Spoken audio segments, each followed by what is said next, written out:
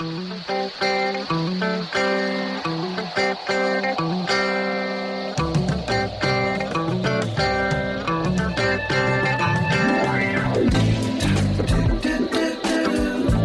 a good place now. Relax, breathe, smile. You've entered into your element, the home of origin, the home of intelligence and beauty, where relevant topics are discussed, where what you think counts, and where superior is the norm. You are listening to Perspectives with Ashley Berges. You know what I'm craving? A little perspective. That's it. I'd like some fresh, clear, well-seasoned perspective. Can you suggest a good wine to go with that? With, what, sir? Perspective. Fresh out, I take it. I am, Very well. Since you're all out of perspective and no one else seems to have it in this bloody town, I'll make you a deal. You provide the food, I'll provide the perspective, which would go nicely with a bottle of Cheval Blanc. Welcome back live to Perspectives, and I'm your host, Ashley Berges. And on tonight's show, we're discussing something that's near and dear to my heart. We're talking about purpose. I know a lot of people have heard me talk about purpose. It's one of my favorite topics. I get it. We're talking about finding your purpose, what your purpose is, advancing that purpose, especially in the regards of what it means to be an entrepreneur. You know, in life, a lot of times we figure that you have to start a business. You got to start a company to be an entrepreneur, that you can't just go along with whatever your purpose is and actually make that work. And I think a lot of times we forget the fact that we have responsibilities, that we have a responsibility to the outcomes of things that come about. And I think sometimes we choose not to look at that responsibility because it's easier for us to play dumb, to not deal with it, than it is to step up to the plate. And honestly, for most of our listeners, I know for a fact, you have stepped up to the plate and you're constantly working on that. Bill, how are you doing tonight? Doing fine, Ashley. And, I am super excited about this topic tonight because it's something near dear to my heart. You know my life story. It took me several years to find my purpose in life. So I'm real interested in what you have to say tonight. Awesome, me too. I always like to hear what I'm going to say. I don't know. I never know until I'm right like there. That. You know? You always like to hear what you have to say, Ashley. You're just kind of like that. Oh, I just love my own voice. I love to hear myself talk. Honestly, for a lot of people in radio, we do like to hear our voice. It's funny when you play back audio or you're listening to a show, people cringe when they're on the show. But I just love listening to my own voice. Well, there you go, and especially to hear it live over the radio. I know, right? That's so cool. It's pretty cool. Yeah, okay, so joining us tonight, Rick Sapio. Rick Sapio has actually just created this really cool thing called a Billion Entrepreneurs Foundation. Rick, how are you doing tonight? I'm doing awesome. Thanks for having me. Glad to have you here. And I'm real interested in what he's bringing in tonight because it's like, making everybody an entrepreneur. I never thought of that before. Yeah, me neither. I think it's kind of cool. And we're all talking about purpose. And the reason why we call this show Perspectives is for obvious reasons, because we all have our unique perspective. I'm not over there just pushing my perspective down your throat, but I am finding people that actually have a communal perspective, an option about things, something that actually gives life to stuff. It doesn't shut things down. Let's talk first off. I know that you have a background in entrepreneurship yourself, and I know that you've been in business for yourself, but I know that you're creating some stuff now. Let's talk about purpose. How do you feel about purpose? What does purpose mean to you? Purpose is a very deep and meaningful topic to me, and I think it goes all the way back to my childhood. I am the seventh of 9 children, and I remember when I, think about it, as parents now, I have 4 children myself, and we want to protect our kids from everything. But I remember first grade, it was my first day of school, and my mother said, okay, you're in first grade. Let me show you how to do your own laundry. And that very simple thing of her teaching me how to do my own laundry gave me purpose. That's kind of where it started. And then she said, let me teach you how to cook your own breakfast. And I think about my parents and what they went through raising 9 children. And then we got to fast forward a few more years after that. I don't know if you know the background, but when I was 11, my dad came home for dinner one day, and he said, I've got really bad news to share with the family. He said, I've got cancer, and they've given me 6 weeks to live. Now, you have to understand, my mother had a 10th grade education. My father had a 10th grade education, and we didn't have any money. So, unfortunately, my dad passed away. The good news was it took about 2.5 years. And during that time, he taught us all how to be independent and self-sufficient. That's pretty cool. I mean, I have a lot of, with my family, it's kind of the same thing. I mean, my mom taught me how to do laundry and that kind of sort of thing. I wasn't going to get away with that. I had to cook my own food. I think that says something. I know that a lot of people in this generation, though, that's coming up, is not really being taught the same thing. I would agree with that. I mean, in my case, my mom did let me wait till I was in 6th grade before I started had to do it. So she let me slide at least a little bit on that. But yeah, I mean, especially by the time I got into high school, I had to do my own laundry, had to cook my own meals, had to get myself to school and back from school. And she wasn't going to hound me on doing my homework. If I didn't, well, hey, you can go. Dig ditches. Actually, she used to say that to me, Rick. You can either go to college or you can dig ditches. Yeah. You can dig a ditch. I want to see you out there digging a ditch, Bill. I mean, I'm going to check that out. I'm not good at it. Let's put it that way. I've tried. I'm going to give you a spoon. I'll give you a spoon, not a shovel. Yeah. Well, I wanted to say how important this is to me. So my father passes away when I'm 13, and my mother had a massive nervous breakdown. She never recovered. So we went from having 2 parents and 9 kids to having no parents and no money. And how old were you at the time? 13. 13. So now, living about 5 miles outside of New York City in the 70s, I'm 51 now, it was an unbelievable time. There was a lot of massively negative influences. But what did our parents teach us? They taught us about independence. They taught us about entrepreneurship. I remember whether it was raining or whether it was 0 degrees, I had to deliver the New York Daily News 7 days a week at 5:30 a.m. I had to do that. So the question I ask myself today is, why do parents protect their kids from these incredibly important life lessons? Lessons like you have to do it no matter what. Lessons like responsibility. And so it was during those years that my purpose was born, and my purpose was to be an entrepreneur and to inspire entrepreneurship in others. So that's where the seeds were planted. I love that. That's very cool. And, I agree with you on that. I think that a lot of times parents try to protect their children.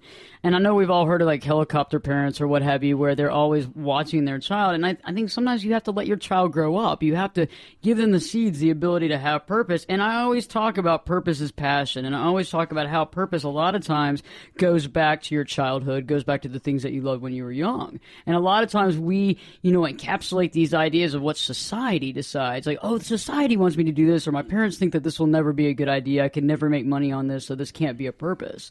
And I think also sometimes people lose sight of what they're doing. For example, if it's a mother that's raising a child and they see that as, oh, well, that's just my duty. And it's like, well, I think there's more to that. You decided to have a child. You have this child to bring up in this world. That's part of your purpose, it seems like to me. Well, Ashley and Rick, I just recently graduated from college again. Went back to college to change careers. And so I'm twice as old as a lot of these kids in college. And I can tell you from the first time I went to college, I really didn't take it all that seriously. Just seize and go. But this time around, especially since I'm paying it more, seize and go. Yeah, 2.0 and go. But this time around, I paid for it myself, and all of a sudden, it became a lot more valuable to me. I was a lot more serious this time, and I look around at a lot of these kids.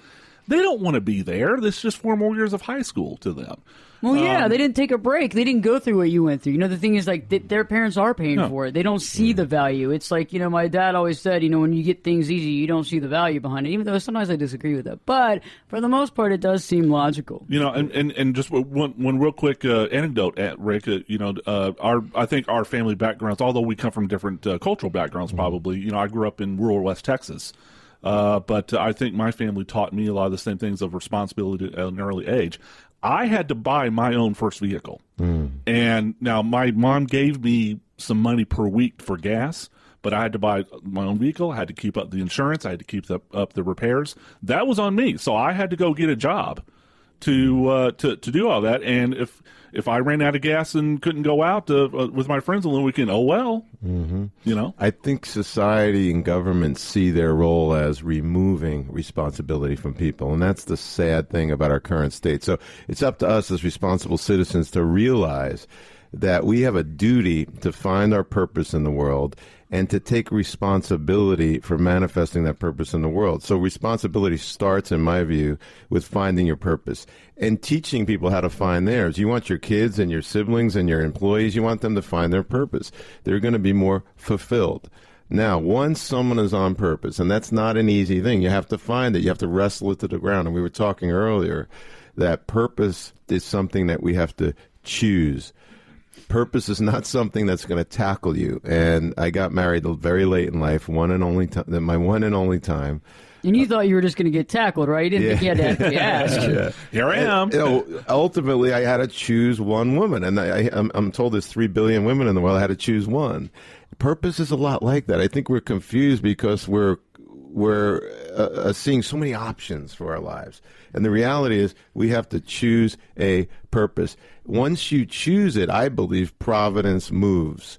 And providence moves and providence finds ways to help you. For me, for example, choosing to inspire entrepreneurship as my life's purpose, it moved me to realize, holy cow, we can have an entrepreneur in every home. That would be the ultimate vision. That's the vision for 20 years out. And that led to the movement called 1 Billion Entrepreneurs, which is a new movement. But 20 years from now, I envision a world where there are actually 1 billion people on purpose. Wouldn't that be great? I think it's awesome. I think it's wonderful. I think that a lot of times, too, a lot of times we see the word purpose, we see the word, we see that as something like possibly a hobby. A lot of times people say, oh, well, I'm good at this or I like doing that. And it's true. I mean, what you said, Rick, is like you really do have to focus on that one thing. And I think sometimes when we figure out our purpose, it's easy to try to hide. It's easy to try to sit back. And I think it was about a year ago when I did that show on the Berges DNA cheek swab test for purpose. And it really is 99%, positive each time. I mean, it's correct. And basically, your purpose is unique and different for anyone and everyone. It's just a different thing. And it really, honestly, if you don't really live up to your purpose, you're not living up to the reason why you're really here. We're going to talk more about that when we come back. We're going to talk more about how to really figure out how to hone in on that purpose, how to understand your passion, as well as putting that into motion, because a lot of times you can sit there and figure out your purpose, but whether or not you actually act on that purpose is a totally different story. And I think sometimes people feel almost like they can't move, like they're stuck. And we're gonna talk about that as well as later on in the hour, we're going to discuss entrepreneurship, what it really means to be an entrepreneur. We're going to also get some more information on this new movement, which I think is very interesting. So stay tuned, because Perspectives with your host, me, Ashley Berges, will be back in 2 shakes.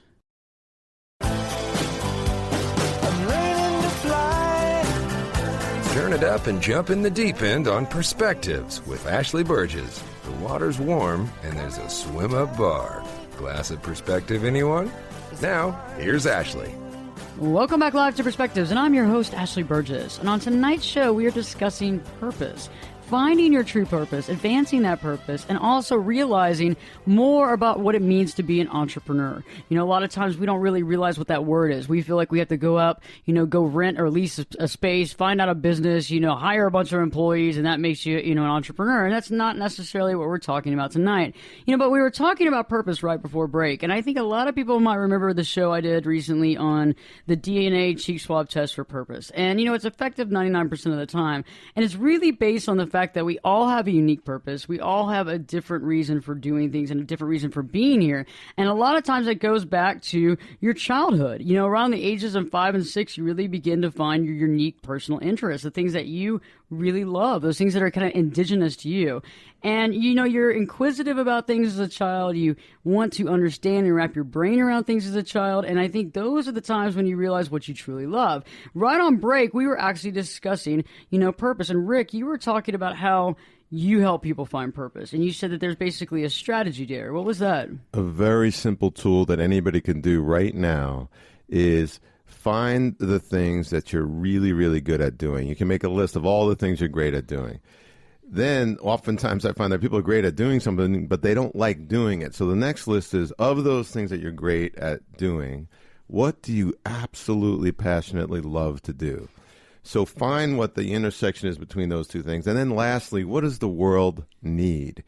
And if you could find the thing that the world needs that you're also really good at doing and you love to do it, and I think I'm sitting across the table from someone named Ashley who's in her in that intersection of those three things. That's your purpose. World needs it. You love to do it, and you're great at it. So that's the exercise. That makes sense. I mean, it makes clear sense. And for some people, though, I understand they don't really know what purpose means. And a lot of times, if you're in that position, you have to really start with this exercise. What do you love to do? What are you good at? And then where does that intersect with being happy, but also providing something for the world? Ashley, there's an old saying: find something you like to do and find a way to get paid to do it. That's true. So I kind of wonder if that's, kind of sort of the same thing we're talking about here. Yeah, I mean, we're all talking about the same thing, but I think people are afraid to find their purpose. I read an article just recently that said more depression medication is sold in the United States than all other countries of the world combined. I wonder why that is. We have everything here. And I think it's because we're afraid to peel the onion and find our purpose. So we medicate ourselves and we distract ourselves and we get excited about things that really aren't relevant. So, I think that if you're listening and this intrigues you in any way, do this simple exercise that may take 5 minutes. I like it, and I think that you're right about that. I'm writing a 4th book right now. We're almost done, and part of it is about depression, part of it is about anxiety, and it's about the medication that's being taken in the United States. And it is amazing how many people suffer from, major depression, anxiety disorder. There's all kinds of different, possibilities here, but it's based around the fact that people haven't really found what they're here for. They don't understand what they're supposed to be doing. And I know a lot of people listening out there are going, "Hey, I already figured this out. I'm already on the upturn. I figured out my purpose." And there are some people listening tonight that really have no idea. And anytime I walk into a restaurant or whatever, I actually overhear people talking about, "I don't know what to do. I really don't know. I'm completely lost for what I can do now." I think that, and we hit on this in the first segment, there's really no pressure or reason for a young person to go through that. It wasn't too terribly long ago in this country where by the time you were, say, at least in your middle teens anyway, you were expected to help put food on the table. Mm-hmm. And so you better figure out quick, because, it wasn't even that long ago when a lot of people didn't even bother finishing high school. They went to work to support their families. You're zeroing in on the fact that when there's no pressure put on us as individuals, there's no motivation. And my wife and I like to take students and pull them to our home to live with us because we've got 4 young kids. And we've had 4 students in a row that were completely and totally unmotivated and at the same time depressed. Now, you talking college students, Rick? Or college students, okay. Yes. Yeah. And so they were unmotivated and depressed. So how do they medicate themselves? Obviously, depression medication. We're 4 for 4, so my wife and I are really good at picking students to live with us. But Good job, Rick. Good job. But the truth of the matter was they're addicted to their cell phone devices. And there's no motivation. And I asked him what the common thread was. By inquiring, the common thread was mommy and daddy give them 3 credit cards each. They don't have to worry about anything. They don't have to provide for themselves. There's no pressure put on them to do anything. So what do we expect? And I think that's global at this point. But you think it's global? Oh, it's going global, but certainly in the U.S. for sure. That's interesting you bring that up because it's true. I mean, think about anybody listening tonight that has never worked out a day in your life. You really don't know what it's about. But for people that have worked out, they like to run, they like to go to the gym, you know how it feels to go a week or 2 without working out. You know how you feel very sluggish, tired, overweight. And you feel kind of like you're, it's worthless. Like you feel like this worthless feeling. And I know people, I felt it before where it's been like 2 weeks and I'm thinking, my God. So think about if you've never had that drive and somebody just gives you everything. And I know parents want to make it easier for their kids. I never want my kid to go through what I went through. But at the same point in time, it's like there's a lot of kids. There's like a huge percentage of kids moving back home with their parents right now because they have no drive. Or they never left home in the first place. Like I said, I just graduated college again. And the school I went to, it was a commuter school basically, and they're still living at home. There's no incentive, like you were saying, Ashley, for these kids, to actually get out there and find what their purpose is, and then they end up, taking, degrees that, let's just say it's a challenge to make the level of living that they are accustomed to. Or they start taking, prescription medication for what have you. And then also that also moves up to the other... Or maybe illicit, other types of medications, illicit too. drugs, illicit drugs and alcohol and Yeah. things like that. Because, when people are bored, I've talked about this day in and day out. Boredom creates problems. Anytime you're bored and you got nothing to do, I know everybody in the studio, I know everybody else I know, they can raise their hand and say, one time when I was bored, I really screwed up my life. I mean, heck, Keenan actually enrolled in the military and ended up going to war because he was bored. I mean, we have friends that have done some crazy stuff over boredom, but when you're sitting there looking at a child that has no, ambition whatsoever, I mean, they have everything handed to them. It's like, where are they going to find that ambition? The only way they can do it is to create themselves, and they've been given everything to almost discreate, So maybe is the solution to encourage our parents out there to, maybe not give everything to your kids. Maybe they shouldn't get everything they want. Well, it seems to not work. I think the solution is to illuminate the issue like we are, like you are,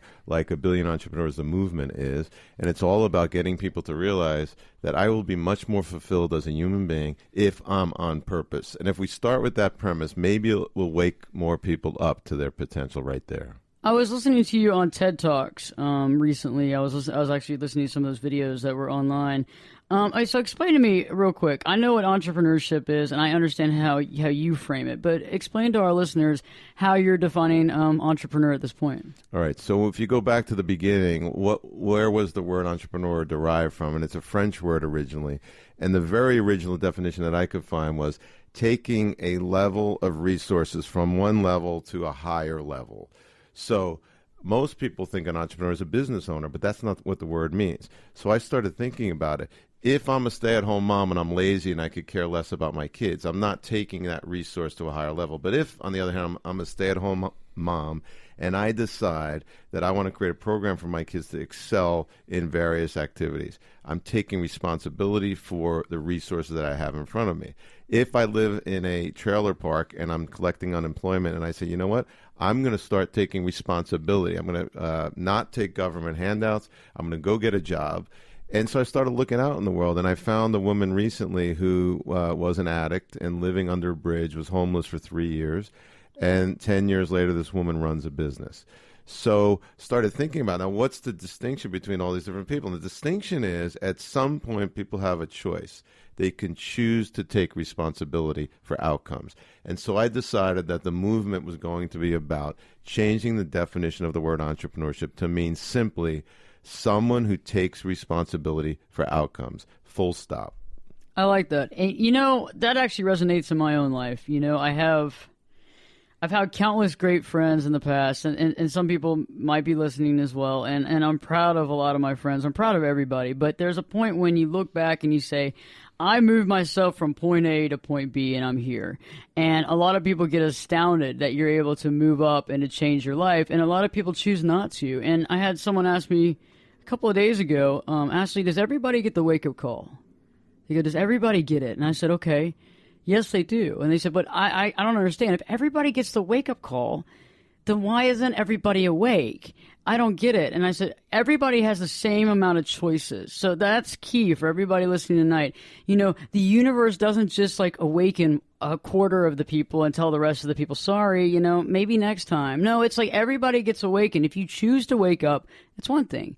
If you choose to wake up and then turn it back off, that's another thing as well. And some of us get numerous wake-up calls. I mean, it doesn't stop. It's not like they call you one time at the hotel to wake you up and you don't answer, so it's done. No, the universe keeps calling and keeps calling and keeps calling. And eventually you either put it on snooze and you say, I'm never answering this phone. I'm turning this phone off. I'm pulling it out of the wall and I'm throwing it away, or I'm running over it with the car. Or, you know what, I'm actually going to get up, I'm going to step up to the plate, and I'm going to figure out how to be responsible for my life. When we return, we're going to be talking more about entrepreneurship, what Rick's doing with this process, what he's doing with some things that are going on Kickstarter as well, how you can actually be an entrepreneur in your own life, and also just a little bit more about purpose, how to really realize that you're on point, that you're on purpose in your life. So stay tuned, because Perspectives with your host, me, Ashley Berges. We'll be back in 2 shakes.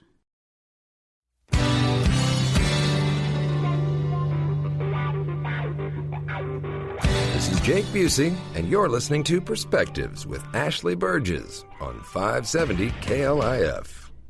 Welcome back live to Perspectives, and I'm your host, Ashley Berges. And on tonight's show, we've been discussing purpose, what it means to find your purpose, as well as advancing that to the next level and talking about entrepreneurship, what entrepreneurship really means. And, you know, a lot of times right before break, we were discussing purpose. And I know that for a lot of people listening, you found it or you're still looking. But I'll tell you one thing. Everybody gets the wake-up call. Everybody has the option to find what they want to do in life. It just, they don't give it to a few people. Like the universe doesn't just say, oh, I'm going to bestow this to this 1/3 of people and these other 2/3 of people, well, they're just screwed. That's just not the way it is. We all get the wake-up call. We all get the same choices. It just depends on the choice that we make. We choose to either go with it and deal with it, or we choose maybe to go the other direction, or we choose to pull the phone out of the wall, run over it, and not want to hear that ringing tone any longer. Rick Sapio joins us tonight in studio, which is so neat because he just started a new foundation, the Billion Entrepreneurs Foundation, and he also has a project going on right now too. Tell us more about that, Rick. We actually have filmed over 150 hours of a movie. We have a theatrical release coming out next spring, so it would be the spring of 2015. And the movie's entitled The Billion Entrepreneurs. And the purpose of the movie, which we call a catalyzing statement because we want it to catalyze action, is imagine an entrepreneur in every home. And I think about that, and it really makes my heart sing. Could you imagine 20 years from now that we have a world with an entrepreneur in every home? That means 1 billion people taking responsibility for outcomes. And that's my life's purpose in action right there. Well, now, real quick, Ashley, I just want to clarify something, Rick, because I think you said it earlier in the show. Before I met you today, I think of the word entrepreneur in the kind of a narrow business, sense, where somebody's starting a business and they're kind of, in it to make a profit off of, whatever it is they're doing. But you mean something like broader. Yeah. I mean, when you say that an entrepreneur is someone that takes risk in business, which is what most people think, it gives everybody an excuse. Well, I can't have a business, which is nonsense to begin with. But now I'm taking all the excuses away. Your job today, moving forward, is to take responsibility for finding your purpose first and then manifesting that purpose in the world. Anybody can do that. Mother Teresa didn't need a business to be on purpose. That's so true. And it's interesting you brought up the whole concept of the catalyzing statement, because I think that was interesting. It was a few years ago when I figured out mine, because I think a lot of times we can figure out our purpose and you're like running a mile a minute going, I got my purpose, I know what to do, but what do I really want to do with this? And I think that statement really creates the direction, don't you think? So what was y'all's catalyzing statement basically going into this project? Yeah, well, the catalyzing statement was an entrepreneur in every home. And just to define it for the listeners, a catalyzing statement in our view, we actually trademarked that phrase. It's the get to for your purpose. And the analogy or an example of that would be when Bill Gates wanted to create the best software company in the world. Things weren't going very well at the beginning until he came up with a catalyzing statement. And what this statement is something that emotionally connects to your stakeholders. So he said what? A computer on every desktop. Mm-hmm. And the most famous catalyzing statement, in my view, is we're going to send a man to the moon and return him safely to the earth. That catalyzing statement was so powerful that John F. Kennedy died 8 months later, and it still happened. That's a powerful catalyzing statement. So ours is an entrepreneur in every home, and we think the world will be a hell of a better place with an entrepreneur in every home. Well, it also puts purpose into action. The statement is kind of like this is the statement of A to B. And I think a lot of times when people have found their purpose and they don't know, this can really direct you. It's like some people call it a mission statement. Some people call it an objective. But it's really just a simple sentence that you can keep in your mind, keep in your heart, and know that's the direction you're going. So let's talk about this entrepreneur in every home. I think it's interesting because it's very true. The concept of being able to be responsible for the outcome of what you do. That's really what it's all about. That's what it boils down to. And a lot of people don't realize that they are responsible for these outcomes, for what happens in their life, possibly also for their family. And that's a big deal. Yeah, I think that we're trained in society today, for whatever reason, to not take responsibility. And I mentioned those 4 different women that live with us. One of them was showing me the different medications that she was on. She was on 11 different medications. Holy moly. One was for anxiety. Are you joking? Not joking. Wow. And I said, where did you get these? And she said, well, the doctor on campus. We're all taking them. And there was depression and anxiety and weight loss and wake up and go down. 11. I'm not exaggerating. So what were those pills? those were pills telling her, I don't have to take responsibility. I don't even have to take responsibility for going to bed at night because the pill will do it for me. And I don't even have to take responsibility for anything. I mean, think about 11 pills. And let me sidebar on this one. You know, being my background, being that I am a certified counselor and a life coach, one little sidebar about medication is any of these medications that you take change your brain chemistry. Okay, it changes it. It remaps it. It starts changing things in your brain that you don't realize, and that's why it takes sometimes 2 weeks for a pill to build up in your system, is because it's basically remapping your brain. These things are not taken lightly. I mean, when you take pills, you really need to think what you're taking them for, and some of these pills can take away your drive, and also some of them can make you very foggy-headed, like you can't even focus on things, and then other ones are like basically keeping you up, like you should go work out, you can get some sleep, but all this is doing it for you, I guess, so why? You know? Oh yeah, absolutely. I think a lot of society these days is based upon it's not my fault, it's someone else's fault. So let's go sue him and get some money out of him, or something like that. Yeah, we got political leaders that would never take responsibility. It's always someone else's fault. That's interesting that you point out, but this is what these people are looking up to. I believe we live in a society that puts a primary focus on fame, no matter how they got there, and takes the focus away from getting things done, being responsible, being independent, being entrepreneurial, and ultimately having a life that's purposeful. Which, by the way, Ashley, I mean, we were actually talking about this during the break. We could easily go down a political commentary, road here. Oh, my God, we could, but it's above that. But I was going to say, Rick was telling us, his program, this is neither left nor it's right. I mean, political leaders on both sides of the aisle can be faulted for this. I mean, we're trying to rise above that. Think about this, too. Isn't it funny remember how people always tell you this when you're walking by? Don't work too hard. Or, I'm barely working. Or, that kind of thing. It's like, when did it become a bad deal to work? Yeah. I mean, like, I'm at work all the time, and I know people listening can attest to this because you might have come by the studio, my hours, what I'm doing. I have people that come by all the time going, I can't believe you're still here. Or how about the old... it's 10 o'clock at night. What are you doing? Well, I'm still preparing. How about the old, it's good enough for government work joke? How about this one? Oh, it's Monday. Oh, it's almost hump day. Oh, it's hump day.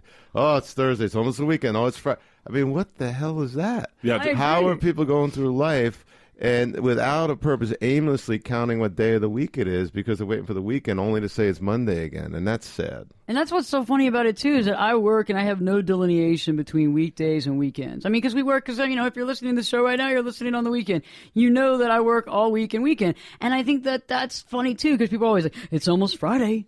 And it's like, well, I work Saturdays and Sundays, too. I mean, what's the difference on Friday? I mean, come on. And I think people have gotten to that point where they don't want to put the time in. And I think going back to the concept of entrepreneurship, think about it, even if you're a student listening tonight to this show and you're in college or you're in high school, your entrepreneurship, your deal is to be responsible for going to school, taking care of your business, getting to that next level, and figuring out what you want to do after that. But it's not just sitting around. It's not watching other people do it on TV. It's not watching the Kardashians get married for the 50th time. It's not watching somebody getting divorced. It's not watching the Biggest Loser go out and lose weight. It's about, if you need to lose weight, you go out and start working out and doing something for yourself. If you want to be out there in the limelight, then go figure that out. But don't watch other people do it. I mean, because I think that's what our society has become, is a society of people watching other people do work. And maybe kind of a corollary to that, maybe we can get into this a little bit more in the next segment, talk about, standards of physical beauty and standards of success. We lionize these people who are, they're billionaires or they're, supermodels, whatever. And I think a lot of people are in the mindset of, well, I can never make it that far. I might as well not even try. Yeah. I have to tell you, I am a shareholder in Berkshire Hathaway, and I go to the meetings every year. And Warren Buffett, who's one of the most successful entrepreneurs in my view, started with nothing. But he says a quote almost every year. He says, the difference between successful people and extremely successful people is that extremely successful people say no to almost everything. And they only say yes to their objectives and their purpose. That's what he says. And I think that in society today, people are addicted to yes. They say yes to everything. What is the purpose of 2 million apps on your phone? I mean, what is that going to do for us? So, the ironic thing is we're distraction machines because we say yes so much when we should be saying no. There was a movie with Jim Carrey in it at one point in time. It was all about saying yes, and he wasn't supposed to say no. And no has great value. No is underrated. And yes, I agree. When you're on purpose and you're on point, there will be things that come in your way, like ships in the night. And you're not supposed to say yes to those things. They will take you off point and take you off purpose. So when we return, we're going to be talking more about the movement. What's going on in October? What's going on with the entire campaign of 1 billion entrepreneurs, as well as just refocusing on purpose and putting it in perspective for everybody listening tonight to help them find greater purpose. So stay tuned, because Perspectives with your host, me, Ashley Berges, be back in 2 shakes. I can lift you up. I can show you what you want to see and take you where you want to be. Get in here and give us your perspective. We're listening. You're listening to Perspectives with Ashley Berges.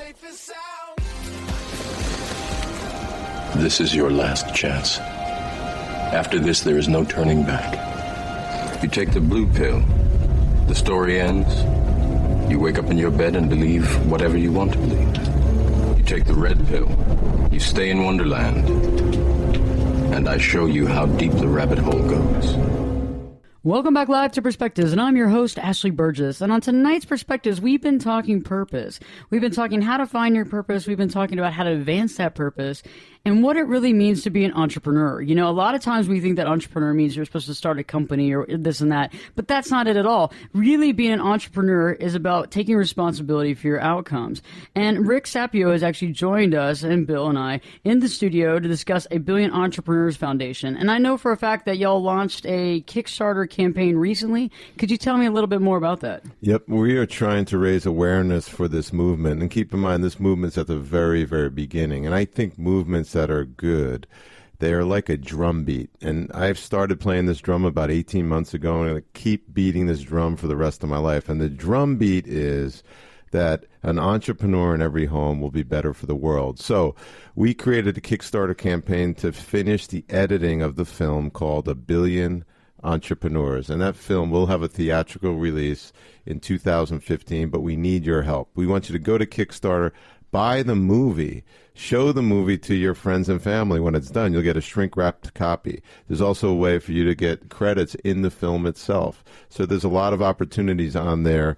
www.abekickstarter.org. And ABE stands for 1 Billion Entrepreneurs. And that's neat, because basically what y'all are doing in this movie is you're spotlighting on certain different types of entrepreneurs that have changed the world in some way.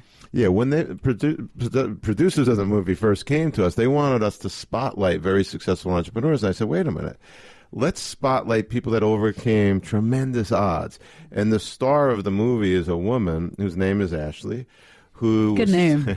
Yeah, sexually abused as a child. She did not have parents. She was a drug addict, and she was a teen pregnancy, both being born and she became a teen pregnant person. I don't know the right terminology there, but she is now running an extremely successful business 20 years later. That's so awesome. She took responsibility, and that's what the world needs. And she is the inspiration behind all of the film that we have to date. Like I said, over 150 hours. So she's the core. And then we found other entrepreneurs that have overcome similar obstacles to become successful and ultimately to take responsibility and live a purposeful life. You know, I think there's a saying that people use a lot, and they say, you know, people don't change.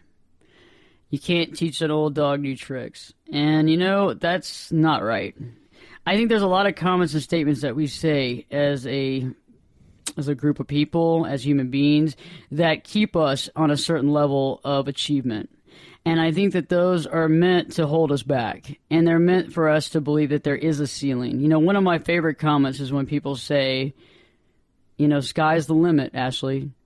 I hope sky's not the limit, because I think there's a lot more out there than just the sky. I think it's an interesting concept how we've created all these pillars of drastic alignment, as far as you can't have this or that's not going to work, or you'll never have money and be happy at the same time, and you can never take what you love and make that into a career. All these things that you get told at an age, and you either sop it up like, you know, you have toast and gravy there at the Whataburger, or you ignore it, or you go against the grain. Well, and Rick, you might appreciate this analogy. one of the few movies I've seen, Ashley. You know, I surprised you for the past few weeks about movies I've actually seen. In Rudy.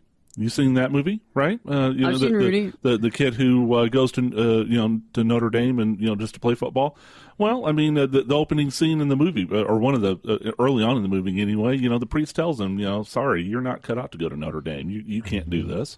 How many times was that kid told you can't do this? Yeah, it's like computer software injected. People have heard things like money is the root of all evil. Oh yeah. Well, some of the happiest people I know have a lot of money, so I'm not sure why that's the root of all evil. But we get these software packages installed in our brains when we're young, or your dad was an alcoholic, so you're going to be an alcoholic, and it's just very sad. You right now, if you're listening, you have the opportunity right now to stop what you're doing, choose a purpose for your life, and get in action. You have that opportunity. So, Ashley, you said everybody has a wake-up call. This is your wake-up call ding, now. Ding, ding, ding, ding, ding, ding. Yeah. I like that. It is a wake-up call, and it's so important.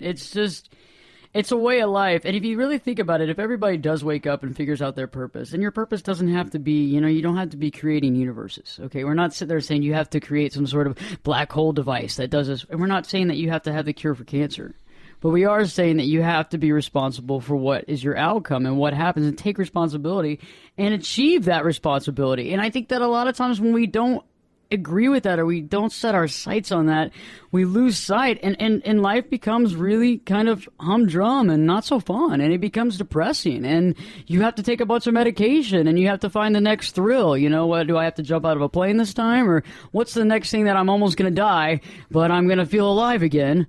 It's like, why can't you just feel alive every day by doing what you're supposed to be doing? Yeah. One of the things we did to keep this really simple for everybody, so there's no excuses, is if you go to the website, again, it's abekickstarter.org. There's an entrepreneurial pledge there, and it's very simple.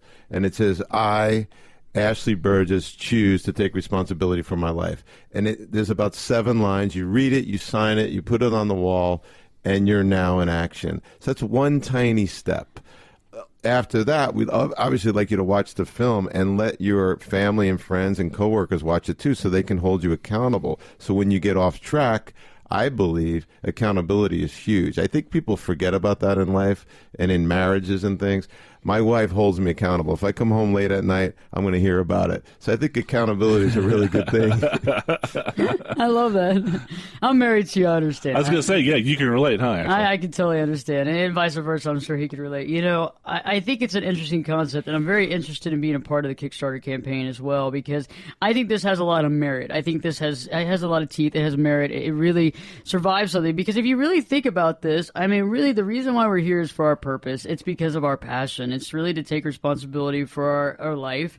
And I also think that things inspire people. Like, one of my favorite films of all times is Field of Dreams, and that's one of my favorite films. And, love it. And it's one of the best films ever made. And why it is because he figures out, I mean, maybe, I'm not saying that your purpose is to mow over a crop of corn, a corn crop, and basically build a baseball field. I'm not saying that, but I am saying that our purposes sometimes can seem as odd as that. You can realize your purpose and be like, oh my gosh, I don't know if I can take this on. This is a lot to ask. Why do you think people don't do it?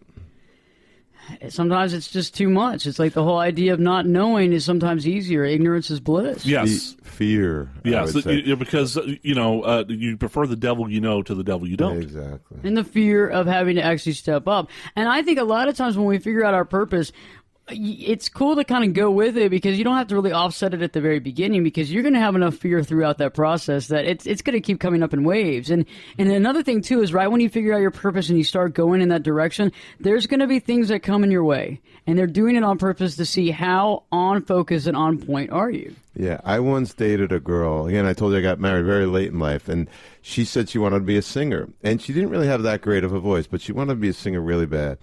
And she realized as an accountant that in order for her to be a singer, she had to live in L.A. or New York. Long story short, she moved to New York. For 3 years, she sang her heart out, never got a contract.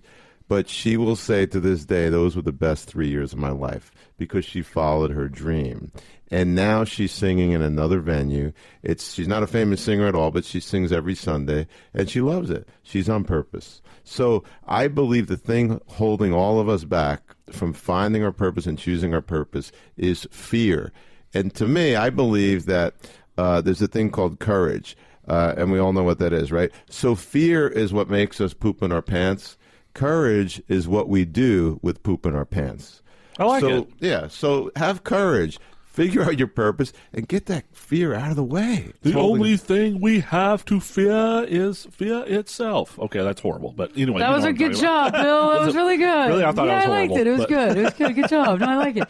Yeah, and it's true. It's all about fear. And it's the fear of the unknown a lot of times because we want to feel like we're a victim. A lot of times we want to feel like we have no control over our life. And when we realize that the wheels come off and we have complete control and we don't have to give it and designate it to anybody else, you don't have to designate it to some duly representative that's going to take your control from you, that you have it, that can be a little fearful at the beginning, but guess what? It's only going to open up to an awesome life. I mean, your world starts coloring itself at that point in time, and you don't have to color in the lines anymore. You don't have to pick the right color. You remind me of a great quote. If everything seems under control, then you're just not going fast enough. And Mario Andretti said that. Oh, so yeah. We all look for control, and we look for comfort, and that's insanity. That's a boring life. Go for it. You have to go for it. Get out of your comfort zone. Move past. Everybody listening tonight, get out of that comfort zone. You know what? Because comfort zones can be very uncomfortable. Take the header off the high board. Do what you got to do. Yes. You know, make it happen. And just realize that you don't have to wait for someone else to do it. It's better to not wait for someone else to do it. And I think one of the best things to do is to quit watching what you think is what makes a person a success. I think we all define our own success story. I mean, we all can create our own movie. We could all make the movie and be in the movie and create something. And I think that A Billion Entrepreneurs is really showing us that we can all be something. We all have that ability to have success, and we all have the ability for purpose. Yeah. It was a great show, Bill. I think it was a wonderful show. I learned a lot. Rick, thank you so much for coming tonight. I really appreciate it. You're very welcome. And thank you for making A Billion Entrepreneurs relatable to everyone. Thank you, Rick. You're awesome, and I'm glad to have you on. I look forward to hearing more about the movement. I look forward to being a part of it myself. And again, if you missed that, the web address was? www.abekickstarter.org. Perfect. I will be going there myself here right after this. So stay tuned because next week we have a great show for you. And Perspectives with your host, me, Ashley Berges, will be back in 3 shakes.